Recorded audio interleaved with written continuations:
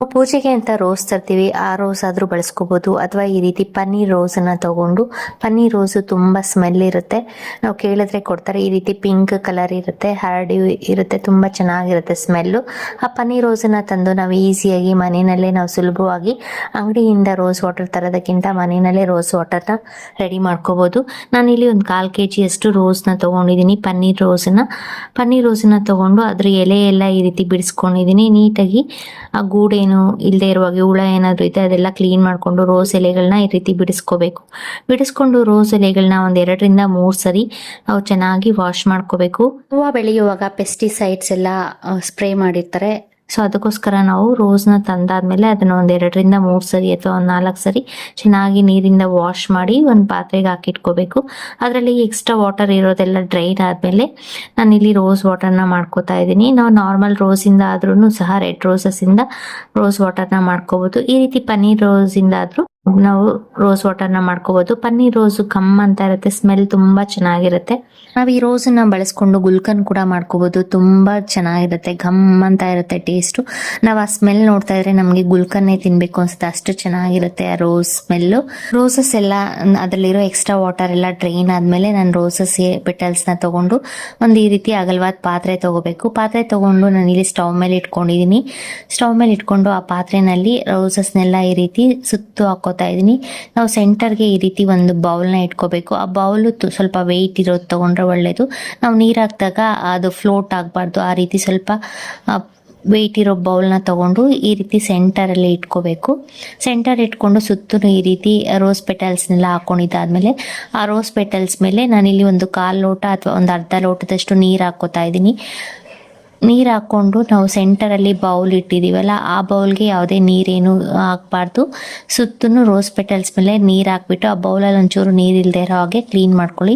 ಈ ರೀತಿ ಮೇಲೆ ಫ್ಲೋಟ್ ಆಗಬಾರ್ದು, ಆ ರೀತಿ ನಾವು ಸುತ್ತೂ ನೀರು ಹಾಕ್ಬಿಟ್ಟು ಒಂದು ಸ್ಟೀಲ್ ಪ್ಲೇಟು ಅಥವಾ ನಾವು ಗಾಜಿನ ಪ್ಲೇಟ್ ಇದ್ರೆ ಗಾಜಿನ ಪ್ಲೇಟ್ ತಗೋಬಹುದು. ಪ್ಲೇಟನ್ನ ಈ ರೀತಿ ನಾವು ಆ ಬಟ್ಲ ಮೇಲೆ ಇಟ್ಟಾಗ ನೀಟಾಗಿ ಆ ಪ್ಲೇಟ್ ಕೂರ್ಬೇಕು. ಪ್ಲೇಟನ್ನ ಉಲ್ಟಾ ಇಟ್ಕೋಬೇಕು, ಈ ರೀತಿ ಉಲ್ಟಾ ಕೂರಿಸ್ಕೋಬೇಕು. ಬೌಲ್ ಮೇಲೆ ನೀಟಾಗಿ ಆ ಪ್ಲೇಟನ್ನ ಇಟ್ಟಾದ್ಮೇಲೆ ನಾನು ಇಲ್ಲಿ ಸೆಂಟ್ರಲ್ ಹೋಲ್ ಇದೆ ಅಂತ ಈ ಗ್ಲಾಸ್ನ ಇಟ್ಕೋತಾ ಇದ್ದೀನಿ. ನಾವು ಗೋಧಿ ಇಟ್ಟಿದ್ರೆ ಗೋಧಿ ಹಿಟ್ಟಿಂದ ಹೋಲ್ನ ಕ್ಲೋಸ್ ಮಾಡಿಬಿಟ್ಟು ಸುತ್ತು ಈ ರೀತಿ ಐಸ್ ಆದ್ರೂ ಹಾಕೋಬಹುದು. ನಾನು ಆ ಸ್ಟೀಲ್ ಪ್ಲೇಟ್ ಬೇಡ ಅಂತ ಸ್ಟೀಲ್ ಪ್ಲೇಟನ್ನು ತೆಗೆದ್ಬಿಟ್ಟಿದ್ದೀನಿ. ಈ ಪ್ಲೇಟು ನೀಟಾಗಿ ಆ ಬೌಲ್ ಮೇಲೆ ಕೂರ್ತಾ ಇತ್ತು. ಸೊ ಈ ರೀತಿ ಉಲ್ಟಾ ಇಟ್ಕೊಂಡು ನಾವು ಸೈಡಲ್ಲಿ ಒಂದು ಹೋಲ್ ಕೊಟ್ಟಿರ್ತಾರಲ್ಲ ಅದಕ್ಕೆ ಏನಾದರೂ ಈ ರೀತಿ ಇಟ್ಟು ಕ್ಲೋಸ್ ಮಾಡ್ಕೊಳ್ಳಿ. ಕ್ಲೋಸ್ ಮಾಡಿಕೊಂಡು ನಾನು ಇಲ್ಲಿ ಐಸನ್ನು ಹಾಕೋತಾ ಇದ್ದೀನಿ. ನಾವು ಐಸನ್ನು ಹಾಕಿದಾದ್ಮೇಲೆ ಸ್ಟವ್ನ ಸಿಮ್ಮಲ್ಲಿ ಇಟ್ಕೋಬೇಕು. ಸಿಮ್ಮಲ್ಲಿ ಇಟ್ಕೊಂಡು ಒಂದು 20 to 25 ಮಿನಿಟ್ಸ್, 10 to 20 ಮಿನಿಟ್ಸ್ ಆದ್ರೂ ಹಾಕೋಬಹುದು ಅಥವಾ ಒಂದು 25 ಮಿನಿಟ್ಸ್ ಸಿಮ್ಮಲ್ಲೇ ಇಟ್ಟು ಐಸ್ ಏನಾದ್ರೂ ಬೇಗ ಕರಗ್ಬಿಟ್ರೆ ನಾವು ಇನ್ನೂ ಸ್ವಲ್ಪ ಐಸನ್ನು ಹಾಕೋಬಹುದು ಪ್ಲೇಟ್ ಮೇಲೆ.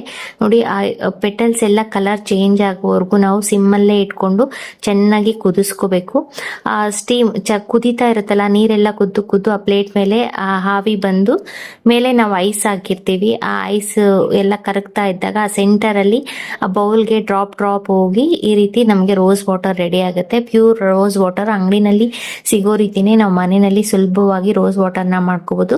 ನೋಡಿ ಸೈಡ್ ಅಲ್ಲಿ ನಾವು ಹಾಕಿದ್ವಲ್ಲ ವಾಟರ್ ಹಾಕಿ ರೋಸ್ ಪೆಟಲ್ಸ್ ನ ಚೆನ್ನಾಗಿ ಸ್ಟೀಮ್ ಮಾಡ್ಕೊಂಡಿದೀವಲ್ಲ, ಅದೆಲ್ಲ ಫುಲ್ ಕಲರ್ ಚೇಂಜ್ ಆಗಿದೆ. ಈ ರೀತಿ ವೈಟ್ ಕಲರ್ ಆದ್ಮೇಲೆ ಫುಲ್ ಪೆಟಲ್ಸ್ ಎಲ್ಲ ಕಲರ್ ಚೇಂಜ್ ಆಗ್ಬೇಕು. ಅದುವರೆಗೂ ನಾವು ಚೆನ್ನಾಗಿ ಅದನ್ನ ಸಿಮ್ಮಲ್ಲಿ ಇಟ್ಕೊಂಡು ಕಾಯಿಸ್ಕೋಬೇಕು. ಕಾಯಿಸ್ಕೊಂಡು ಇದಾದ್ಮೇಲೆ ನಾನು ಇಲ್ಲಿ ಸ್ವಲ್ಪ ಹೊತ್ತು ತಣ್ಣಗಾಕೆ ಅಂತ ಇಟ್ಟಿದ್ದೆ. ಆ ಪ್ಲೇಟಲ್ಲಿ ಮೇಲೆ ಬಿಸಿ ನೀರಿರುತ್ತೆ, ನೋಡ್ಕೊಂಡು ನಾವು ಬಿಸಿಯಾಗಿರುವಾಗಲಾದ್ರೂ ತೆಗೆದು ಆಚೆ ಹಾಕ್ಬೋದು ಅಥವಾ ತಣ್ಣಗಾದ್ಮೇಲೆ ನಾವು ಈ ರೀತಿ ಆ ಪ್ಲೇಟನ್ನು ತೆಗೆದು ಸೆಂಟರಲ್ಲಿ ಬೌಲ್ ಇಟ್ಟಿದ್ವಲ್ಲ ಅದರಲ್ಲಿ ನೋಡಿ ಪ್ಯೂರ್ ರೋಸ್ ವಾಟರ್ ಆಗಿದೆ. ಈ ಸೈಡಲ್ಲಿ ರೋಸಸ್ ಹಾಕಿ ನಾವು ಚೆನ್ನಾಗಿ ಬಾಯ್ಲ್ ಮಾಡ್ಕೊಂಡಿದ್ವಲ್ಲ ಅದನ್ನು ನೋಡಿ ಪೆಟಲ್ಸ್ ಎಲ್ಲ ವೈಟ್ ಆಗಿರುತ್ತೆ. ನಾನಿಲ್ಲಿ ಚೆನ್ನಾಗಿ ಹ್ಯಾಂಡ್ ವಾಶ್ ಮಾಡಿಕೊಂಡು ಆ ಪೆಟಲ್ಸಲ್ಲಿರೋ ವಾಟರ್ನೆಲ್ಲ ಈ ರೀತಿ ಸ್ಟ್ರೈನ್ ಮಾಡ್ಕೋತಾ ಇದ್ದೀನಿ. ನಾವು ಫಿಲ್ಟರ್ ತಗೊಂಡು ಆ ಫಿಲ್ಟ್ರಲ್ಲಾದರೂ ಹಾಕ್ಕೊಂಡು ನೀಟಾಗಿ ಆ ರೋಸ್ ಪೆಟಲ್ಸಲ್ಲಿರೋ ವಾಟರ್ನ ಸ್ಕ್ವೀಸ್ ಮಾಡ್ಕೋಬೇಕು. ನಾನು ಇಲ್ಲಿ ಕೈಯಲ್ಲೇ ಸ್ಕ್ವೀಸ್ ಮಾಡ್ಕೋತಾ ಇದ್ದೀನಿ. ಸ್ಕ್ವೀಸ್ ಮಾಡಿಸ್ಕೊಂಡ್ರೆ ನಮಗೆ ಅದು ಸಹ ರೋಸ್ ವಾಟರ್ ರೆಡಿ ಆಗುತ್ತೆ, ಪಿಂಕ್ ಕಲರ್ ರೋಸ್ ವಾಟರ್. ಅದನ್ನು ನಾವು ಫೇಸ್ ಪ್ಯಾಕ್ಗಳಿಗೆ ಯೂಸ್ ಮಾಡ್ಬೋದು ಅಥವಾ ಫೇಸ್ ಟೋನರ್ ಥರ ಸಹ ಬಳಸ್ಕೋಬೋದು. ತುಂಬ ಚೆನ್ನಾಗಿರುತ್ತೆ, ಸ್ಮೆಲ್ಲು ಸಹ ಚೆನ್ನಾಗಿರುತ್ತೆ ಮತ್ತು ಕಲರ್ ನೋಡಿ ಎಷ್ಟು ಪಿಂಕ್ ಆಗಿ ಬಂದಿದೆ. ಇದನ್ನು ನಾವು ಟೋನರ್ ಥರ ಬಳಸ್ಕೋಬೋದು, ಫೇಸ್ಗೆ ಹಾಕೋಬೋದು ಅಥವಾ ಫೇಸ್ ಪ್ಯಾಕ್ ಮಾಡಬೇಕಾದ್ರೆ ಮಿಕ್ಸ್ ಮಾಡ್ಕೊಳ್ಳೋದಕ್ಕೂ ಬಳಸ್ಕೋಬಹುದು. ಇದನ್ನು ಸಹ ನಾವು ರೋಸ್ ವಾಟರ್ ತರ ಸ್ಪ್ರೇನು ಮಾಡ್ಕೋಬಹುದು. ಅದನ್ನ ಸ್ಟೋರ್ ಮಾಡಿ ಇಟ್ಕೊಂಡು ಸಿರಮ್ ತರ ಫೇಸ್ಗೆ ಯೂಸ್ ಮಾಡಬಹುದು. ನೋಡಿ ರೋಸ್ ವಾಟರು ರೆಡಿ ಆಗಿದೆ. ಈಗ ನಾನು ಇಲ್ಲಿ ಸ್ಟ್ರೈನ್ ಮಾಡ್ಕೊಂಡಿರೋ ಪಿಂಕ್ ಕಲರ್ ವಾಟರ್ನ ನಾನು ಒಂದು ಲೋಟಕ್ಕೆ ಹಾಕೋತಾ ಇದ್ದೀನಿ. ನಾನು ಇಲ್ಲಿ ಒಂದು 1/4 ಲೋಟ ಅಷ್ಟು ನೀರು ಹಾಕೊಂಡಿದ್ದೆ. ರೋಸ್ ಮುಳುಗಷ್ಟು ಒಂದು ಸ್ವಲ್ಪ ನೀರು ಹಾಕಿದ್ದೆ ಸುತ್ತಲೂ. ಅಷ್ಟನ್ನ ಚೆನ್ನಾಗಿ ಅದು ಒಂದು 20 ಮಿನಿಟ್ಸ್ ಕುದ್ದಾದ್ಮೇಲೆ ಇಷ್ಟು ವಾಟರ್ ರೆಡಿ ಆಗಿದೆ. ಇದು ತಣ್ಣಕ್ಕಾದ್ಮೇಲೆ ಇದನ್ನ ನಾವು ಬಾಟ್ಲಲ್ಲಿ ಹಾಕಿ ಸ್ಟೋರ್ ಮಾಡಿ ಇಟ್ಕೋಬಹುದು. ನಾವು ಇದಕ್ಕೆ ಯಾವುದೇ ರೀತಿ ಪ್ರಿಸರ್ವೇಟಿವ್ಸ್ ಏನು ಹಾಕಿಲ್ದೇ ಇರೋದ್ರಿಂದ ಇದನ್ನ ಒಂದು 7 to 10 ಡೇಸ್ ವರೆಗೂ ಸ್ಟೋರ್ ಮಾಡಿ ಇಟ್ಕೋಬಹುದು. ಫಸ್ಟ್ ಮಾಡ್ಕೋಬೇಕಾದ್ರೆ ನಾವು ಸ್ವಲ್ಪನೇ ಮಾಡ್ಕೊಂಡ್ರೆ ಒಳ್ಳೇದು. Rose water, pure rose water ನೋಡಿ ಎಷ್ಟು ವೈಟ್ ಕಲರ್ ಆಗಿದೆ. ಸೆಂಟರ್ ಅಲ್ಲಿ ಬೌಲ್ ಇಟ್ಟಿರ್ತೀವಲ್ಲ ಅದು ಸ್ಟೀಮ್ ಡ್ರಾಪ್ ಬಿದ್ದು ನಮಗೆ ಪ್ಯೂರ್ ರೋಸ್ ವಾಟರ್ ರೆಡಿ ಆಗುತ್ತೆ.